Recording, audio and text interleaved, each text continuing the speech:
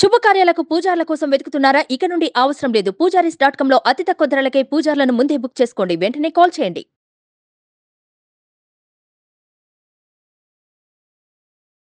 నమస్తే. ప్రస్తుతం మనతో ఉన్నారు ప్రముఖ ఆధ్యాత్మికవేత్త, ప్రముఖ జ్యోతిష వాస్తు పండితులు సురేష్ శర్మ గారు ఉన్నారు. వారితో మాట్లాడదాం. అలానే ఈ 12 రాశుల వారికి అసలు ఈ 2024 సంవత్సరంలో ఏ విధంగా ఉంది, ఈ విషయాలు కూడా మనం అడిగి తెలుసుకున్నాం గురువుగారిని. నమస్కారం గురుగారు. గురుగారు, అసలు మనకి 2024 సంవత్సరంలో అసలు దేశ ప్రపంచ భవిష్యత్ అనేది అసలు ఏ విధంగా ఉండొచ్చండి? 2000 మనకు పంచాంగం అయితే సనాతన ధర్మ పంచాంగం ఉగాది నుంచి ఉగాదికి లెక్క. కానీ ఆంగ్ల సంవత్సరం ప్రకారం అడుగుతున్నారు. ఆంగ్ల సంవత్సరం ప్రకారం ఈ 24లో ఎలా ఉంటుంది అని అడుగుతున్నప్పుడు మనకి 2024 ఏప్రిల్ 9న మనకి ఉగాది ప్రాప్తిస్తుంది. ఉగాది ప్రాప్తించేటువంటి ముందు రోజున ఏప్రిల్ 8న సూర్యగ్రహణం ఉంది. దానికి పూర్వం మార్చిలో చంద్రగ్రహణం. అది సంపూర్ణ సూర్యగ్రహణం అయితే ఇది పాక్షిక చంద్రగ్రహణం. సో ఇది కొంతమంది పాక్షికం అని, కొంతమంది సంపూర్ణ చంద్రగ్రహణం అని రకరకాలుగా వాళ్ళ అభిప్రాయాలను వ్యక్తీకరించుకుంటారు. కానీ ఈ సూర్యగ్రహణం, ఈ గ్రహణాలు ఈ సంవత్సరంలో 4 గ్రహణాలు తగులుతాయి. 2 సూర్యగ్రహణాలు, 2 చంద్రగ్రహణాలు తగలచ్చు. రెండవది ఏంటంటే ఇది కంకణాకార అంగుళ్యాగ్న సూర్యగ్రహణం. అంటే మనం చేతికి ముందుకు పెట్టుకునేటువంటి కంకణం లాగా ఉంటూ అలాగే అంగుళి లాగా కూడా ఉండేటువంటి సూర్యగ్రహణం. మనకు ఉగాది రోజున గ్రహస్థితి కనుక చూసినట్లయితే సూర్యోదయం వేళ మనకి గ్రహాలు కనుక చూసుకుంటే పూర్తిగా అన్ని గ్రహాలు కూడా ఇంచుమించుగా మనకి లగ్నం మీన లగ్నంలో ప్రారంభమైంది గ్రహణం. మీన లగ్నంలో గ్రహణం ప్రారంభమైతే మీన లగ్నంలో శుక్రుడు ఉచ్చస్థానంలో ఉండడం, రాహుతో కలిసి ఉండడం, అలాగే సూర్య చంద్రులు అక్కడ ఉండడం చేత రాజకీయ నాయకులకి పోయినసారి నేను అక్టోబర్లో ఒక గ్రహణం గురించి చెప్తూ ఇదే మనసు మన టీవీలో అప్పుడు గీతాంజలి గమనతో తీసుకున్నప్పుడు పాలక పక్షాలకి ఇది ఇబ్బందికరంగా మారుతుంది అని స్పష్టంగా చెప్పాను. అది అక్టోబర్లో ప్రాప్తించిన తర్వాత ఖచ్చితంగా 5 నెలలు, అంటే అక్టోబర్ నుంచి తీసుకుంటే అక్టోబర్ తర్వాత నవంబర్, డిసెంబర్, జనవరి, ఫిబ్రవరి, మార్చ్ 5వ నెలలో మళ్ళీ గ్రహణం, 6వ నెలలో సూర్యగ్రహణం ప్రాప్తిస్తుంది. చంద్రగ్రహణం సూర్యగ్రహణాలకి మాతాపితృలు, సూర్యచంద్రుల్ని మాతాపితృలు అంటారు. ఆ గ్రహణ సమయం వారి యొక్క స్థితిని బట్టి మనకి చాలా వరకు మన ఈ యొక్క ఫలితాలు మనం అనలైజ్ చేయొచ్చు. దీన్ని బట్టి చూసినప్పుడు ఏమవుతుందంటే పాలక పక్షాలకి ఇబ్బందికరం, పాలక పక్షాలకి వాళ్ళు పరిపాలిస్తున్న వాళ్ళు ఎవరైనా ఇబ్బందికరం అని చెప్పాను. దీనికి పూర్వం ఆ సమయంలో గ్రహణాల గురించి వివరిస్తూ కూడా నేను పాలక పక్షాలకు ఇబ్బందికరంగా మారబోతుంది, తస్మాత్ జాగ్రత్త అని చెబుతూ ఇంకొక మాట కూడా చెప్పాను. ఆ సమయంలో శుక్రుడి యొక్క స్థితిని గమనించి ప్రముఖ నటులందరూ కూడా వరుసపెట్టి ఇబ్బందికరమైన పరిస్థితి, ఆరోగ్యపరంగా నేను మరణం చెప్పకూడదు కాబట్టి కొంచెం తీవ్రమైనటువంటి స్థితి ఉందని చెప్పాను.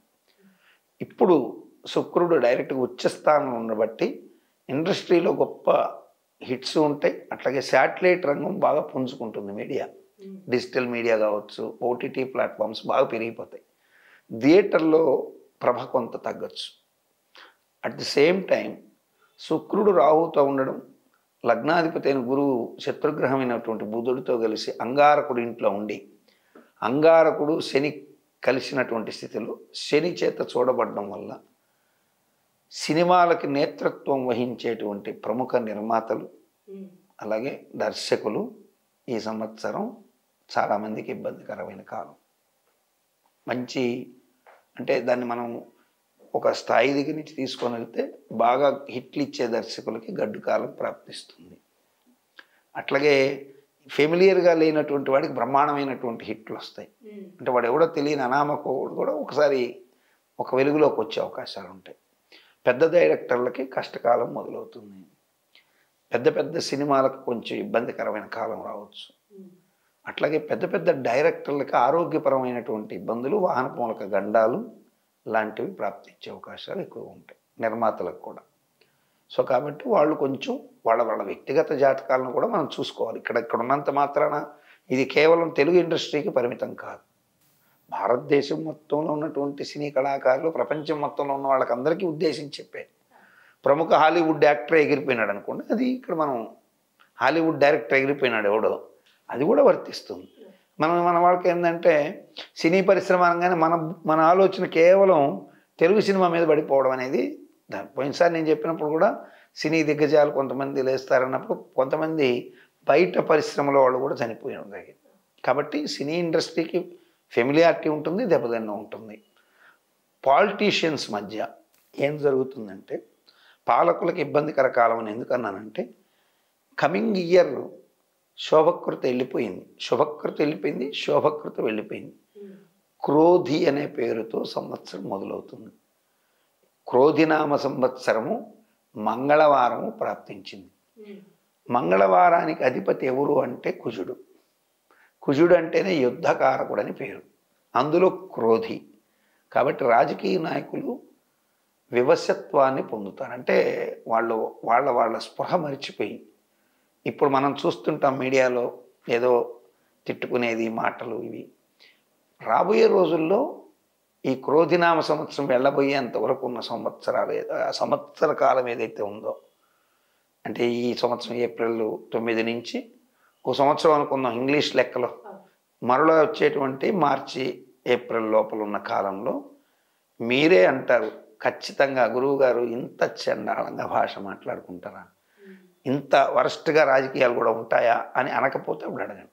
ఖచ్చితంగా రాజకీయ నాయకులు మాటలు కానీ, వాళ్ళ యొక్క ప్రవర్తనలు కానీ, చేతలు కానీ, వీధిలో చొక్కాలు పట్టుకొని కొట్టుకోవడం కానీ, నాయకుల మధ్య ఇది ఒక ఆంధ్రప్రదేశ్కో తెలంగాణకో కర్ణాటకో లెక్కేసుకోవద్దండి. భారతదేశం ప్రపంచంలోకి నేను చెప్తున్నది, చాలా దేశాల్లో కూడా రాజకీయ పరిస్థితులు అసహ్యకరంగా తయారవుతాయి. అంటే పాలిటిక్స్ షుడ్ బి డిఫీటెడ్. అంటే లాస్ట్ అయ్యేది ఏంటంటే వాల్యూస్ లాస్ అయిపోతున్నాయి, వ్యక్తి స్వార్థాలు పెరిగే అవకాశాలు ఉన్నాయి. క్రోధినామ సంవత్సరం కాబట్టి దుష్పరిణామాలు ఎక్కువగా ఉంటాయి. రాజుల్లో యుద్ధకాంక్ష ప్రబలుతుంది. ఇప్పుడు మనం చూస్తున్నాం, ఏదైతే ఇజ్రాయెల్ పాలస్తీనా మీద యుద్ధం కావచ్చు, అంతకుముందు ఉక్రెయిన్తో యుద్ధం కొనసాగుతూ ఉండడం, ఇవన్నీ ఇంకొంచెం స్థాయి పెరిగి తీవ్ర పరిణామాలకు దారి తీసే అవకాశాలే కనపడుతున్నాయి తప్ప వీటిల్ని ఆపేటువంటి ప్రయత్నాల్లో ఫెయిల్యూర్స్ కనపడుతున్నాయి. అయితే డీజిల్ ధరలు భారతదేశంలో పెట్రోల్ డీజిల్ ధరలు తగ్గిపోతాయి.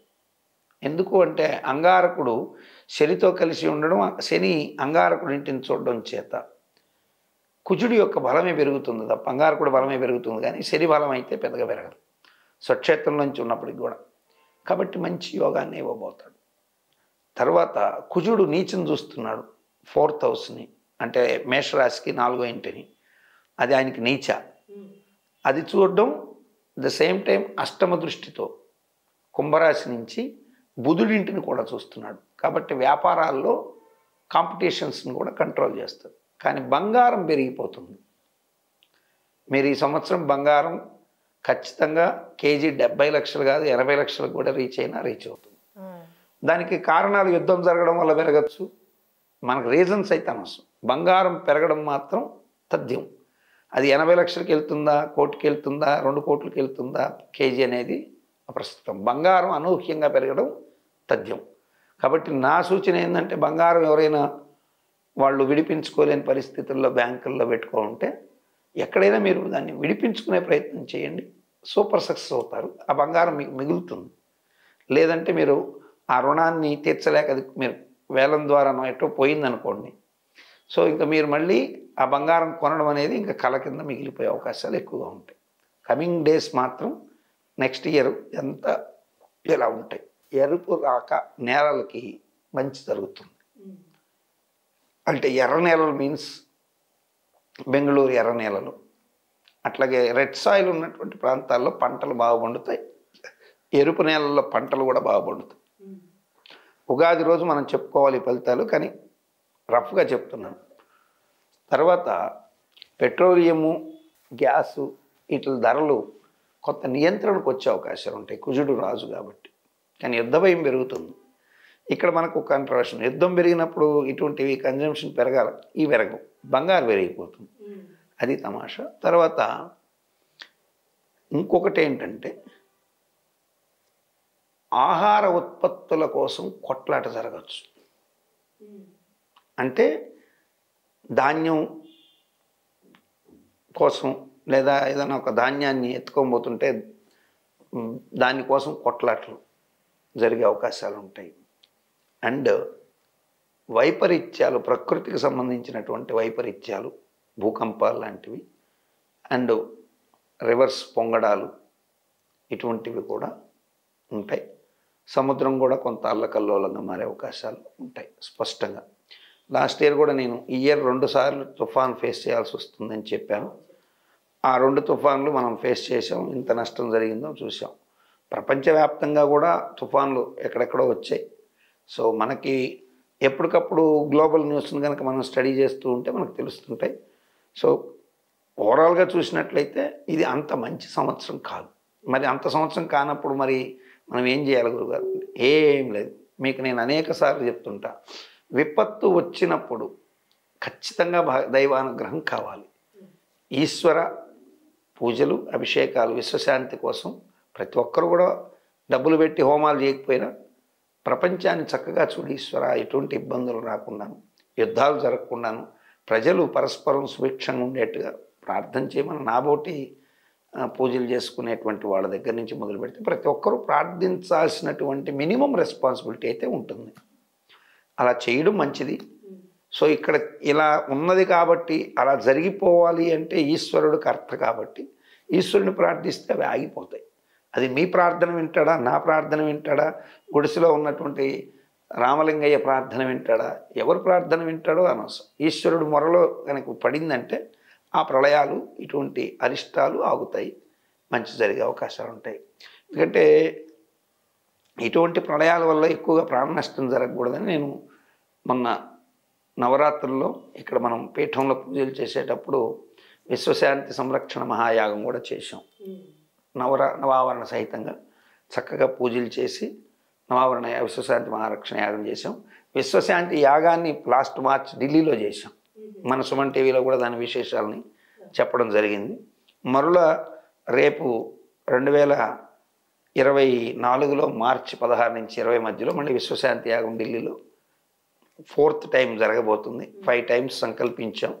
So next year 4th year జరగబోతున్నాము. ఓవరాల్గా అయితే విశ్వశాంతి జరగాలని మనం అందరం ప్రార్థించాలి. దేశ పరిస్థితులు అయితే అంత బెటర్గా ఉండవు. ముఖ్యంగా రాజకీయాలు మాత్రం చాలా ఇబ్బందికరంగా మారుతాయి. మేబీ రక్తపాతాలకి కూడా దారితీయచ్చు. అందుకని ప్రతి ఒక్క సమాజ స్పృహ ఉన్న ప్రతి పౌరుడు కూడా దీన్ని అడ్డుకునేందుకు ప్రయత్నాలు చేసేందుకు దైవపరంగాను సామాజికంగా కూడా కృషి చేయాల్సిన అవసరం అయితే ఖచ్చితంగా ఉంది. స్త్రీ పురుషుల మధ్య వ్యామోహాలు పెరిగి అది అక్రమ సంబంధాలకు దారితీయడం, దానివల్ల ఆ టైప్ ఆఫ్ మరణాలు పెరగడం, అక్రమ సంబంధాల వల్ల వాడు చంపేశాడు, ఈమె సూసైడ్ చేసుకుంది, వీళ్ళిద్దరు వెళ్ళి చచ్చిపోయారు, ఇటువంటి న్యూసెస్ ఎక్కువగా ఉంటాయని చెప్పి చాలా చక్కగా తెలియజేస్తారు గురుగారు. ధన్యవాదాలండి.